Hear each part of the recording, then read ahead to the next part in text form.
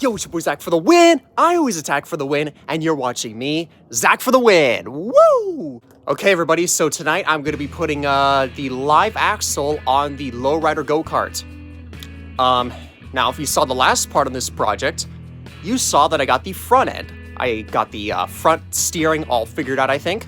So, of course, we want to be driving this thing, but in order to drive it, we need a rear axle. We need some rear wheels on this thing. But I didn't have, like, another axle laying around or bearings or anything like that. But guess what I got today? Parts! Okay, guys, so these are the parts right here. This box right here, I believe, contains, well, everything else. And this box contains the axle. So, let's open it up. No time to waste.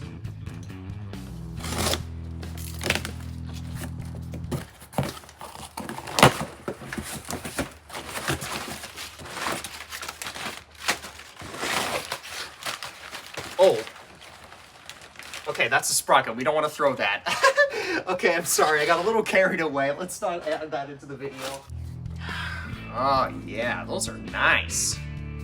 Just so everybody knows, I ordered the live axle kit off of GoPowerSports.com. This is not sponsored by GoPowerSports, but I've heard that they make really good quality parts, like for go-karts, mini bikes, and such, so I highly recommend, checking them out. So what I ordered was the live axle kit, and it basically comes with everything you need to put a rear axle on your go-kart. And in case you guys were wondering, the tires, I requested for them to be slick. I think the kit normally comes with studded tires. So I did request for these to be slick tires because this is gonna be for driving on the road. Alright, looks like we got a box here that is full of parts. Who knew, right? Who knew it was going to be full of parts? But basically what we've got in here is we've got our mounting brackets for the bearings. We got the bolts for them, and I do believe that these things are the bearings themselves. Let's check and make sure. Yeah, so these are the bearings. These are high-speed axle bearings. Oh, okay, so it looks like we've got our keyways. We got some locking collars with the bolts, so those are good too. Okay, so this I believe is the sprocket hub for the sprocket, and it also comes with an extra keyway, so that's kind of nice. Okay, now this is our brake. It is a drum brake, like I said. You could optionally upgrade it to a disc brake, but it is going to cost you a little bit more. So if you get the drum brake, no additional cost. If you get the disc brake, I believe it's $25 extra. Okay, so we got a sprocket here, and I'm not going to use this because I don't have a 41 chain clutch, and a clutch with a 41 chain is like $50 at least, so I didn't really want to spend that. So instead, what I got is this sprocket hub. I bought it separately for like $15, and I already have a sprocket for a 35 chain that's gonna bolt right up to this thing, so we will be good to go on that. All right, this last package is, I'm certain that it's the axle. Oh, jeez.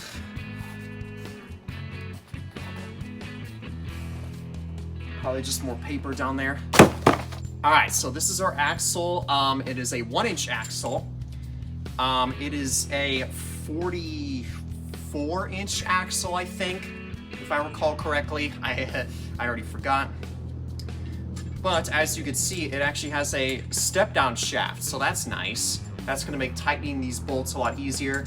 And it has washers. So again, this is a really nice axle. It's polished, it is hardened, so it definitely isn't gonna bend, and it definitely won't rust. I'm pretty happy with this stuff. You wanna make me eat healthy, Chris?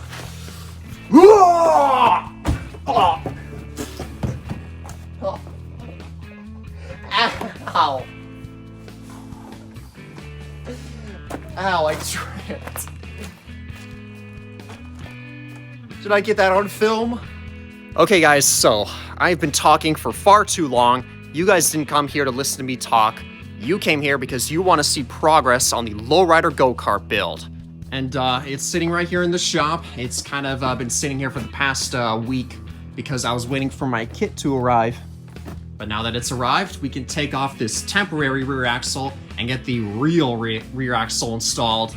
And we're gonna throw everything together and maybe we'll have a roller tonight. Okay, so I am mocking up the rear wheel placement right now. And a little bit of a problem that I noticed is that the rear wheels are actually smaller in diameter than the front wheels. You probably can't tell on camera, but it's definitely noticeable, which it's not a huge deal, but it is a little bit of a problem. So maybe I might be swapping out those front tires with something different. I don't know, we'll see how it looks when I start putting things together. Okay, so right now what I'm doing is I'm putting one of the wheels on right now so that I can get an idea on the placement of where exactly I want on the axle. So that's what I'm working on right now. So yeah, let's get to work. The kit comes with these really cool locking collars that you can put on. So basically what we need to do here is we need to put a locking collar right here so that the wheel doesn't slide this way. And then on the other side, we need to put the washer and the nut in place. Oh, and of course, you need to put the key inside as well. All right, so got one of the wheels on. Of course, I didn't tighten this nut all the way, but I'm gonna do that later. This is where one of the wheels is gonna sit. I didn't put the other one on, of course, because I still need to put the bearings and everything else on. I'm running into a little bit of an issue right now where with the axle placement and where it goes onto the frame. Now originally I was hoping to have the axle itself above the frame, kind of like this, because I wanted it to be, you know, kind of low. But as you can see, the go-kart does not have much clearance with the ground, and this wheel isn't even touching the ground, so having it above the frame is too low, but having the axle under the frame makes it too high. So what I think I'm gonna have to do is I'm gonna have to take a saw and just kind of cut a little notch out of the frame. That way the axle can go through, and we'll go from there. Okay guys, so I was going to put the sprocket on the sprocket hub so that we can mock up the where the sprocket needs to go so it doesn't rub on the frame. And we have a little bit of an issue, and that is that the holes in the sprocket itself are just a little bit too small for the bolts to fit through. So what I'm going to do is I'm going to drill out these holes and make them just a little bit bigger, just so that the bolts can fit through.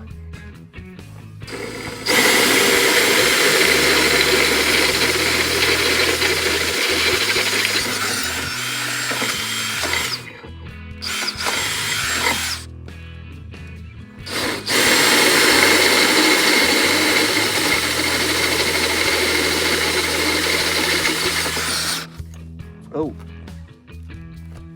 bump the camera.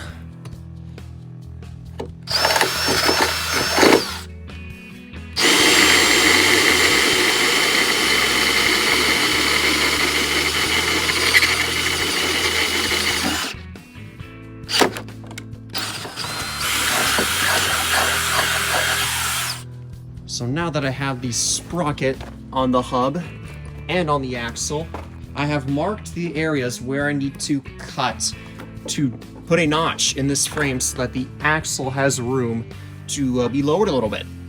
Of course I didn't measure it, I just eyeballed it and called it a day. So that's what we're gonna do. We're gonna cut it in those grooves, and I made sure that there was a decent amount of clearance for the sprocket from the frame. That's why I wanted to get this on here. And then we can start working on the bearings.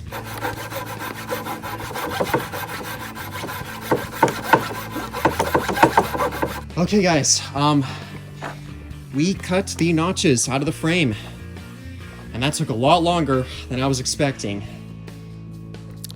Lots of sawing, prying, and so on and so forth. took a lot out of me too. I'm sure you could tell with my voice. Oh, that was exhausting, but I'm glad I got it done. So let's see how the axle fits, and let's see how it looks. All right, so there they are. You can see they fit into those grooves, which is exactly what I wanted. There's plenty of clearance on the sprocket, even for the chain. All right, I'm liking this. All right, so now it is time to start mocking up the bearings and figuring out where they're gonna go. Okay, guys, so the next thing on the agenda is this 1x2 right here. We need to cut it right at these two places where it's been marked. Okay, so I have got all 4 pieces of wood cut. So the trick is, for me anyways, is to take one of the shorter ones and put it on this side right here, right up against the frame, and take one of the longer ones and put it on the other side. I'm gonna screw them in place and figure out how those mounting brackets are going to mount and get the axle through. Okay guys, I just got the brackets, or I mean the pieces of wood in place with brackets. This is definitely a little bit overkill, but it's gonna be basically indestructible. So the trick is, for me anyways, is that you could see I marked 2 holes on either one of these brackets with a Sharpie. And the idea is that I'm going to drill little holes in there, in both of them, and I'm gonna put screws that go straight into the frame, and that's what's gonna hold the axle into place.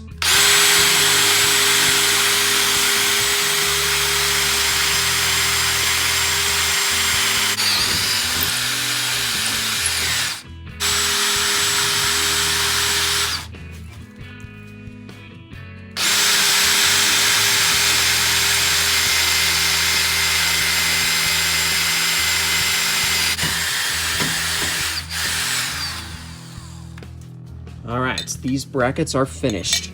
You can see the holes I drilled. So now that I have them drilled, I just really have to put the bearings on them and slip all the other parts, and this thing will be a roller. I have all the wheels bolted up. This is how she will be sitting. Of course, I still have to get an engine on it, but I got everything else. Got the wheels in place, I got the bearings. I installed these extra brackets right here to make it even stronger, as if it wasn't strong enough already. I couldn't help myself, I had to do it.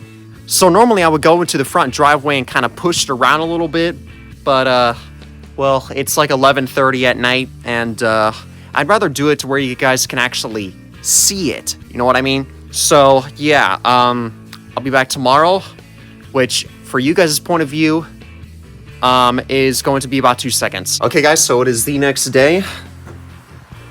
It is time to take this thing and push it around in the driveway a little bit. All right, let's see.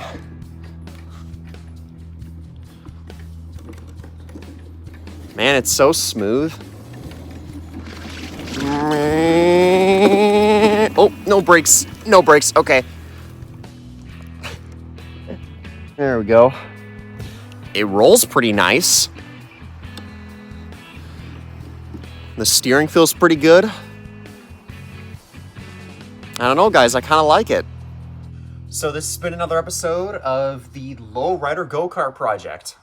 In this part, of course, we got the rear axle installed. So this thing is a roller, as you can obviously tell. We got the steering. Obviously, we did that in the previous part. In part 4, I'm going to be mounting the engine, trying to get the chain and everything all hooked up and put all the keyways in, because as you can see, it just kind of spins freely. So in theory, in part 4, we're gonna be able to get this thing up and running.